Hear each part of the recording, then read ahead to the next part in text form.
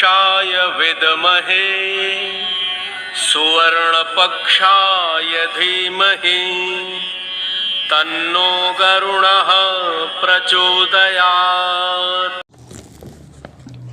തിരുമൂലദേവൻ്റെ തിരുമന്ത്രം 8ാം തന്ത്രത്തിലെ ഉപശാന്തം എന്ന പുതിയ ഒരധ്യായത്തിലേക്ക് നാം കടക്കുകയാണ്. വളരെ പ്രധാനപ്പെട്ട 8ാം തന്ത്രത്തിലെ ഒരു അധ്യായമാണ് ഉപശാന്തം. മനുഷ്യജീവിതത്തിലെ ഏറ്റവും നിർണായകമായ ഒരു കാര്യത്തെക്കുറിച്ചിട്ടാണ് ഇവിടെ തിരുമൂലദേവൻ പറയുന്നത്. അതിൻ്റെ ടൈറ്റിൽ തന്നെ ഉപശാന്തമെന്നാണ്. നമുക്ക് എങ്ങനെ ശാന്തി നേടാൻ കഴിയും? സംഘർഷഭരിതമായ ഒരു ലോകത്തിൽ ഓരോ നിമിഷവും നാം നൂറായിരം സംഘർഷങ്ങളിൽപ്പെട്ട് ആത്മശാന്തി നഷ്ടപ്പെട്ട് ഭ്രാന്തചിത്തരായി അലയുന്ന കാഴ്ചയാണ് ഇന്ന് സർവത്ര കാണുന്നത്. ഇതിൽ നിന്ന് നമുക്ക് എങ്ങനെ മോചനം നേടാം? മോചനം നേടാൻ ഒറ്റ മാർഗമേയുള്ളൂ: മനസ്സിനെ ഉപശാന്തമാക്കുക, ചിത്തത്തെ ശാന്തമാക്കുക, ചിത്തത്തെ നിയന്ത്രിക്കുക, ചിത്തത്തിൻ്റെ മേൽ ആധിപത്യം ചെലുത്തുക. ഇതാണ് ഏറ്റവും പ്രധാനപ്പെട്ട ഒരു മാർഗം. അപ്പോൾ സംഘർഷത്തിൽ നിന്ന് രക്ഷപ്പെട്ട് ഉപശാന്തമായ പരമശാന്തി നിലയിലേക്ക് എത്തണമെങ്കിൽ നാം ആദ്യമായും അവസാനമായും ചെയ്യേണ്ടത് നമ്മുടെ ഭ്രാന്തചിത്തത്തെ, കുരങ്ങനെ പോലെ ചാഞ്ചാടിക്കൊണ്ടിരിക്കുന്ന ആ ഭ്രാന്തമായ മനസ്സിനെ അടക്കണം, മനസ്സിനെ നിയന്ത്രിക്കണം, മനസ്സിനെ ഇല്ലാതാക്കണം. ഇതിന് എന്താണ് ഉപാധി എന്ന് തിരുമൂലദേവൻ തിരുമന്ത്രത്തിലെമ്പാടും പറഞ്ഞിട്ടുണ്ട്. തിരുമന്ത്രത്തിൽ മാത്രമല്ല, നമ്മുടെ എല്ലാ ഭാരതീയ ദർശനങ്ങളുടെയും അകക്കാമ്പ് എന്ന് പറയുന്നത് ചിത്തവൃത്തി നിരോധമാണ്. പതഞ്ജലി സൂത്രത്തിലെ വളരെ പ്രധാനപ്പെട്ട ആദ്യത്തെ സൂത്രം ചിത്തവൃത്തി നിരോധമാണ് യോഗം എന്ന് പറയുന്നു. യോഗം എന്ന് പറയുന്നത് ചിത്തത്തെ, മനസ്സിനെ നിയന്ത്രിക്കുക, മനസ്സിനെ ഇല്ലാതാക്കുക. ഇത് എങ്ങനെ കഴിയും? അതാണ് ഭാരതീയ തത്വചിന്ത നിരന്തരം നമ്മളോട് പറയുന്നത്. ഈ ഭാരതീയ തത്വചിന്തയിലെ ഈ സൈക്കോളജി, അതായത് ഇന്ത്യൻ സൈക്കോളജി എന്ന് പറയുന്ന ഭാരതീയ മനഃശാസ്ത്രം വളരെയേറെ ലോകശ്രദ്ധ ആകർഷിക്കേണ്ടതായിരുന്നു. പക്ഷേ നിർഭാഗ്യവശാൽ പാശ്ചാത്യ മനഃശാസ്ത്രമാണ് ആധിപത്യം ചെലുത്തുന്നത്. ഭാരതീയ മനഃശാസ്ത്രം ഇനി ആധിപത്യം ചെലുത്താൻ പോകുന്നേ ഉള്ളൂ. ഇനി വരാനിരിക്കുന്ന കാലം ഭാരതീയ മനഃശാസ്ത്രത്തിൻ്റേതായിരിക്കും എന്ന് മഹർഷി അരവിന്ദൻ പണ്ടേ പ്രവചിച്ചിട്ടുണ്ട്. ആ പ്രവചനം സത്യമാകാൻ ഇനി അധികം കാലം വേണ്ടി വരില്ല. കാരണം പാശ്ചാത്യ മനഃശാസ്ത്രം മനുഷ്യ ഞരമ്പുകളെ ശുശ്രൂഷിക്കുമ്പോൾ ഭാരതീയ മനഃശാസ്ത്രം മനുഷ്യൻ്റെ ചിത്തത്തെയാണ് നിയന്ത്രിക്കുന്നത്. മനുഷ്യചിത്തത്തെ നിയന്ത്രിക്കുന്ന വിധത്തെക്കുറിച്ച് ഒരുപാട് സാധ്യതകൾ ഭാരതീയ തത്വചിന്തയിൽ ഉണ്ട്. ഭാരതീയ തത്വചിന്തയിൽ ഉരുത്തിരിഞ്ഞ ഈ ഭാരതീയ ദർശനത്തെ സ്വാമി ശിവാനന്ദ സംഗ്രഹിക്കുന്ന ഒരു മഹത്തായ കൃതിയുണ്ട്. അതിൻ്റെ പേര് കോൺക്വസ്റ്റ് ഓഫ് മൈൻഡ് എന്നാണ്. സ്വാമി ശിവാനന്ദയുടെ സൈക്കോളജി എന്ന് പറയാവുന്നത് ഈ കോൺക്വസ്റ്റ് ഓഫ് മൈൻഡിൽ നമുക്ക് കാണാം. അതായത് ഭാരതത്തിൽ ഇന്നോളം മനസ്സിനെ ഏതെല്ലാം തരത്തിൽ എങ്ങനെയൊക്കെ നിയന്ത്രിക്കണം എന്നതിനെക്കുറിച്ചുള്ള സമഗ്രമായ കാഴ്ചപ്പാടുണ്ട്. ഈ സമഗ്രമായ കാഴ്ചപ്പാടിനെയെല്ലാം കാച്ചിക്കുറുക്കി ഈ ഗ്രന്ഥത്തിൽ കോൺക്വസ്റ്റ് ഓഫ് മൈൻഡ് എന്ന പുസ്തകത്തിൽ അദ്ദേഹം സ്വാമി ശിവാനന്ദ വിവരിക്കുന്നുണ്ട്.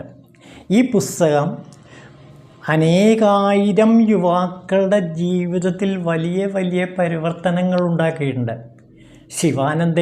സ്വാമി ശിവാനന്ദയുടെ ഡിവൈൻ ലൈഫ് സൊസൈറ്റി ഇറക്കിയ ഈ പുസ്തകം ഭാരതത്തിലെ യുവജനങ്ങളെ ഒരുപാട് മാറ്റത്തിന് വിധേയമാക്കുകയും അവർക്ക് ഉപശാന്തി നേടിക്കൊടുക്കുകയും ചെയ്തിട്ടുണ്ട്. അദ്ദേഹത്തിൻ്റെ മറ്റൊരു പ്രധാനപ്പെട്ട കൃതിയാണ് സാധന. ഈ 2 കൃതികളും പഠനത്തിന് വിധേയമാക്കിയാൽ നമുക്ക് ഭാരതീയ മനഃശാസ്ത്രത്തെക്കുറിച്ച് സമഗ്രമായ ഒരറിവ് കിട്ടുന്നതാണ്. ഏതായാലും നമ്മുടെ വിഷയം ഭാരതീയ മനഃശാസ്ത്രമല്ല.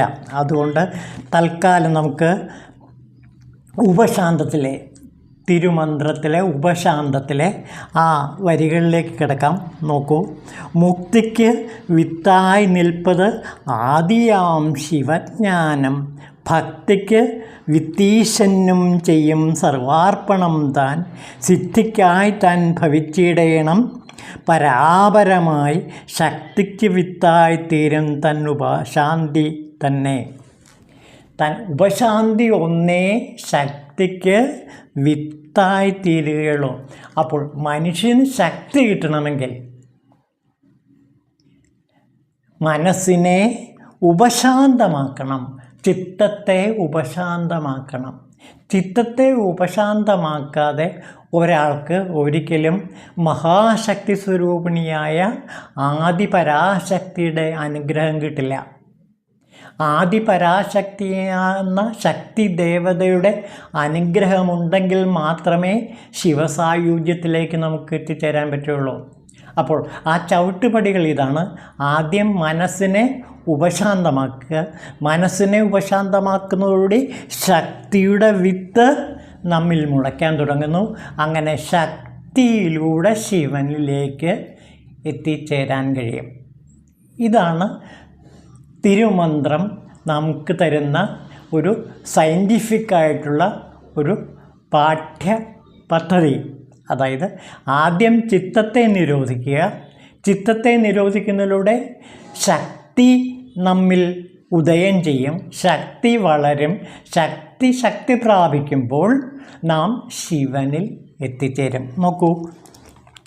എന്നിട്ട് മുക്തി ലഭിക്കുകയും ചെയ്യും. മുക്തിക്ക് വിത്തായി നിൽപ്പത് ആദിയാം ശിവജ്ഞാനം. മുക്തി അതായത് സാക്ഷാൽ മോക്ഷം ലഭിക്കണമെങ്കിൽ, സ്വാതന്ത്ര്യം കിട്ടണമെങ്കിൽ നമുക്ക് ആദ്യം എന്തു വേണം? ശിവജ്ഞാനം നേടണം. ശിവജ്ഞാനിക്ക് മാത്രമേ മുക്തി ലഭിക്കുകയുള്ളൂ. അപ്പോൾ ശിവജ്ഞാനം നേടാൻ വേണ്ടിയുള്ളൊരു തീവ്ര ശ്രമമാണ് നാം കഴിഞ്ഞ 666 എപ്പിസോഡുകളിലായിട്ട് നിരന്തരം ശ്രമിച്ചുകൊണ്ടിരിക്കുന്നത്. വളരെ കുറച്ച് പേരെങ്കിലും ഈ ഉപശാന്തിക്കുള്ള ശിവജ്ഞാനത്തെ ശ്രദ്ധയോടെ വീക്ഷിക്കുന്നുണ്ട്. വിരലിലെണ്ണാവുന്ന കുറച്ച് പേരെങ്കിലും ഈ ശിവജ്ഞാനത്തെ ശ്രദ്ധിച്ചുകൊണ്ടേയിരിക്കുന്നു. ഭക്തിക്ക് വിത്ത് ഈശ്വരന് ചെയ്യും സർവാർപ്പണം. സർവമായി അർപ്പിക്കുക. ആർക്ക്? ശിവന്. അതാണ് ഭക്തിയുടെ പരമോന്നതമായ ലക്ഷ്യം. ഭക്തി എന്ന് വച്ചാൽ സമ്പൂർണ്ണ സമർപ്പണമാണ്. നമ്മുടേതായ എല്ലാം, പ്രത്യേകിച്ചും നമ്മുടെ അഹംഭാവം, ഞാനെന്ന ഭാവം പൂർണ്ണമായും ശിവന് അർപ്പിക്കുക. ശിവന് സമർപ്പണം ചെയ്യുന്നതോടെ, സമ്പൂർണ്ണ സമർപ്പണം ചെയ്യുന്നതോടെ നാം ശരണാഗതി നേടുന്നു. ഇതാണ് ശരണാഗതിയുടെ അർത്ഥം. ശരണാഗതി എന്ന് വെച്ചാൽ ശരീരവും മനസ്സും ആത്മാവും എല്ലാം ചിന്തകളും മനസ്സും എല്ലാം ഭഗവാനായിക്കൊണ്ട് സമർപ്പിക്കുക. ഇതാണ് ഭക്തിയുടെ ശരണാഗതിയുടെ ലക്ഷണം. അങ്ങനെ ഭക്തിയും ജ്ഞാനവും നേടുക. ഇവിടെ തിരുമൂലദേവൻ നമ്മളോട് പറയുന്ന 2 ഘടകങ്ങൾ: ഭക്തിയും നേടുക, ജ്ഞാനവും നേടുക. ഭക്തി നേടുന്നത് എങ്ങനെയാണ്? സമ്പൂർണ്ണ ശിവസമർപ്പണത്തിലൂടെ. നമ്മുടെ അഹംഭാവത്തെ, നമ്മുടെ അഹത്തെ പൂർണ്ണമായും ശിവന് സമർപ്പണം ചെയ്യുന്നു. ഈ ശരണാഗതിയിലൂടെ നാം പൂർണ്ണമായ ഭക്തി തലത്തിലേക്ക് ഉയരുന്നു. ഭക്തി നമ്മളെ ജ്ഞാനത്തിലേക്ക്, ശിവജ്ഞാനത്തിലേക്ക്, സമ്പൂർണ്ണ ശിവജ്ഞാനത്തിലേക്ക് എത്തിക്കും. അങ്ങനെ ഒരു സാധകൻ ശിവയോഗിയായിത്തീരും. ശിവയോഗി മുക്തിക്ക് വിത്തായി നിൽക്കുന്ന ആ ശിവജ്ഞാനി തീർച്ചയായിട്ടും ജനന മരണങ്ങളിൽ നിന്ന് പൂർണ്ണമായും രക്ഷപ്പെട്ടവനാണ്, ജീവൻ മുക്തനാണ്, കാലാതീതനാണ്. അങ്ങനെയുള്ളവർക്ക് മരണമില്ല. അവർ എക്കാലവും ജീവിച്ചുകൊണ്ടിരിക്കുന്നു. അവരുടെ ശരീരം ഒരുപക്ഷെ അഴിഞ്ഞു പോയാലും അവർ ജീവിച്ചുകൊണ്ടേയിരിക്കുന്നു. ഇപ്പോൾ രമണ മഹർഷി, അതുപോലെ ഭഗവാൻ സത്യസായി ബാബ, അതേപോലെ മഹാവതാർ ബാബാജി, ഇവരൊക്കെ ജീവിച്ചുകൊണ്ടേയിരിക്കുന്നു. അതിൽ മഹാവതാർ ബാബാജിയുടെ ശരീരം ഇപ്പോഴും പൂർണ്ണ ആരോഗ്യത്തോടെ വളരെ ചെറുപ്പമായി തന്നെ നിലകൊണ്ടതായിട്ട് പല ഗവേഷകന്മാരും സാധകന്മാരും കണ്ടതായിട്ട് ചിത്രീകരിക്കുന്നുണ്ട്. അപ്പോൾ ഇങ്ങനെയുള്ള മഹായോഗികൾ, മഹാതപസ്വികൾ, മഹാശിവജ്ഞാനികൾ നിറഞ്ഞ ഈ ഭാരതഭൂമിയിൽ നാം ശിവജ്ഞാനത്തെക്കുറിച്ച് അറിയാതെ പോകുന്നത് നമ്മുടെ ജീവിതത്തിലെ ദുരന്തമാണ്. ഇവിടെയാണ് ആധുനിക വിദ്യാഭ്യാസത്തിൻ്റെ പരിമിതി നാം കാണുന്നത്. ഈ ആത്മീയ ജ്ഞാനം പകർന്നു തരാൻ പറ്റിയ വിദ്യാഭ്യാസ രീതിയല്ല നാം പിന്തുടരുന്നത്.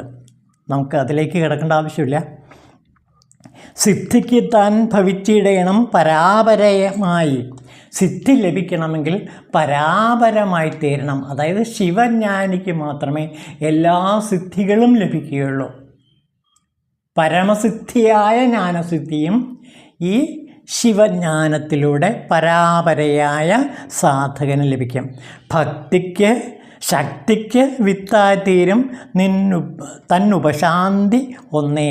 ശക്തി കിട്ടണമെങ്കിൽ നമ്മുടെ മനസ്സ് ശാന്തമായി തീരണമെന്നാണ് തിരുമൂലദേവൻ പറയുന്നത്. അപ്പോൾ ഈ ഉപശാന്തത്തിലെ ഏറ്റവും പ്രധാനപ്പെട്ട ഘടകം ചിത്തത്തിൻ്റെ ഉപശാന്തിയാണ്.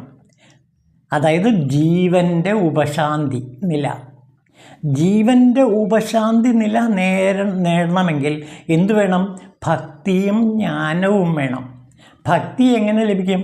സമ്പൂർണമായ ശരണാഗതിയിലൂടെ ഒരു സാധകന് ഭക്തിയുടെ ഉത്തുംഗ സോപാനത്തിലെത്തിച്ചേരാൻ പറ്റും. എല്ലാം തൻ്റേതായ സകലതും ഭഗവാനായിക്കൊണ്ട് സമർപ്പിക്കുക. വാക്കും പ്രവൃത്തിയും ജീവിതവും എല്ലാം തന്നെ ഭഗവാനായി സമർപ്പിക്കുക. ഓരോ നിമിഷവും ഈ പ്രത്യക്ഷ നിമിഷം ഭഗവാന്റേതാണ് എന്ന് മനസ്സിലാക്കുക. അങ്ങനെ ശിവജ്ഞാനത്തിലേക്ക്, ജ്ഞാനലോകത്തിലേക്ക് എത്തിച്ചേരാൻ പറ്റും. അങ്ങനെ ഭക്തി, ജ്ഞാനം, പിന്നെ മുക്തി. ഇതാണ് തിരുമൂലദേവൻ നമുക്ക് നൽകുന്ന ഒരു പ്രായോഗിക ആത്മീയ പദ്ധതി. ഈ ആത്മീയ പദ്ധതിയെക്കുറിച്ചിട്ടാണ് തമിഴകത്തെ സിദ്ധന്മാരെല്ലാവരും പാടിക്കൊണ്ടിരുന്നത്. അതിലെ ഏറ്റവും പ്രധാനപ്പെട്ട ആൾ രമണ ഭഗവാനാണ്. രമണ ഭഗവാൻ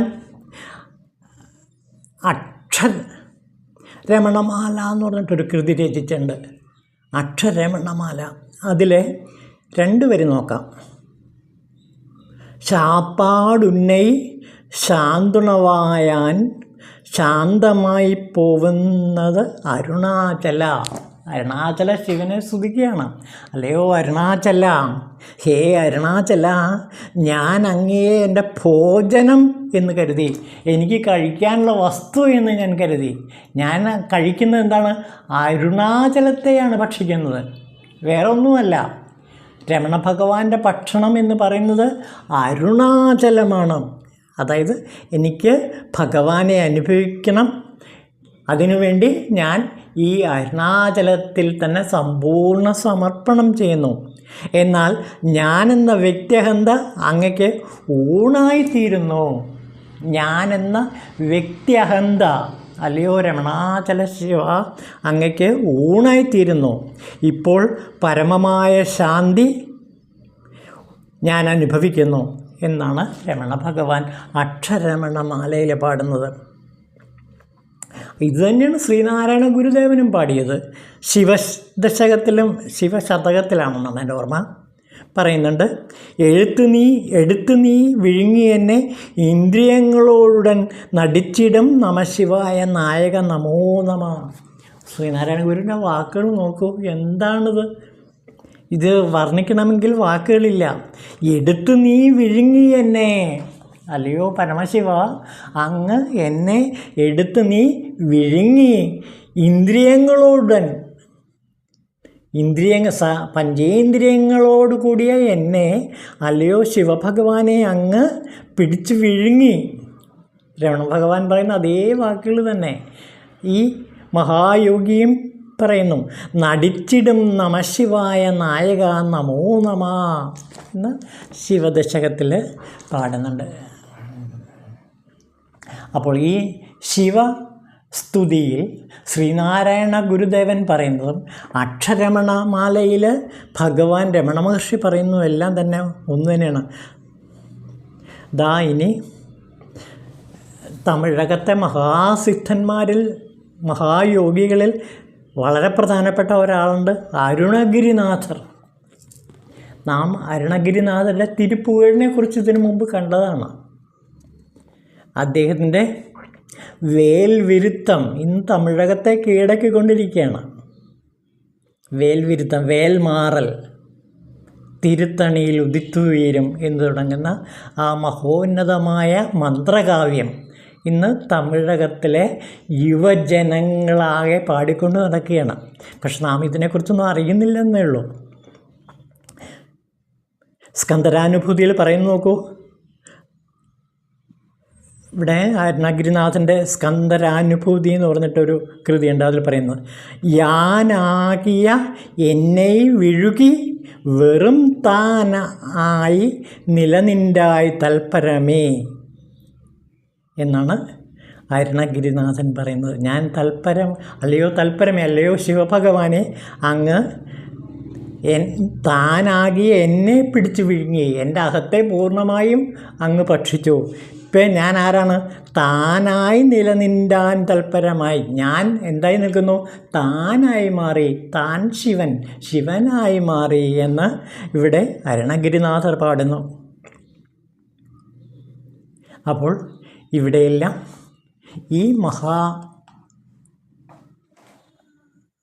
മനസ്സിൻ്റെ മഹാതലത്തെക്കുറിച്ചിട്ട് പറയുന്നുണ്ട്. അരവിന്ദ മഹർഷി ഡിവൈൻ ലൈഫിൽ ഈ മനസ്സിൻ്റെ പല പല തലങ്ങളെക്കുറിച്ച് നമുക്ക് വിവരിച്ചു തരുന്നുണ്ട്. അതിനെക്കുറിച്ചൊക്കെ നമുക്ക് പിന്നീട് പറയാം. ഓം ശിവായ തിരുമൂലർദേവായ നമഃ.